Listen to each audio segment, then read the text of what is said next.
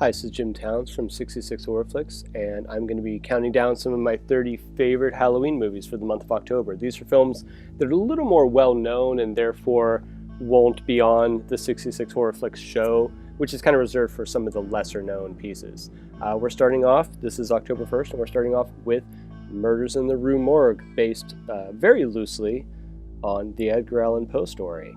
It retains some of the notable elements of that story, namely the orangutan and the two women in the room, and that's about it. Beyond that, it takes on a lot of liberties.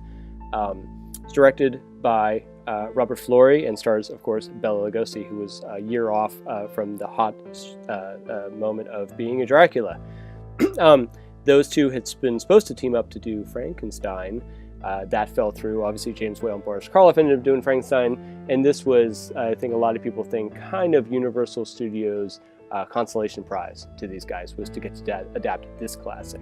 I'm a big fan of this film. I love Lugosi in this. He's got this crazy, it's not really an elaborate makeup, it enhances some of the brutal aspects of his physiognomy, gives him a monobrow, just gives this and White Zombie, possibly some of my favorite films of his, apart from the more regular canon that he acted in.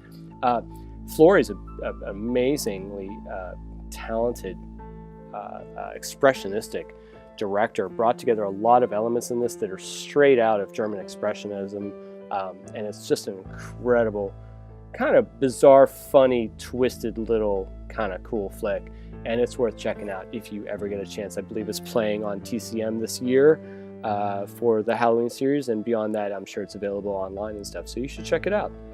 That's it for tonight. Thanks. I'm Jim. Check out 66 Horror Flicks over on the YouTubes. Subscribe to us. You'll get all sorts of interesting little tidbits in addition to this, and we thank you very much for listening. All right, have a good night. Bye.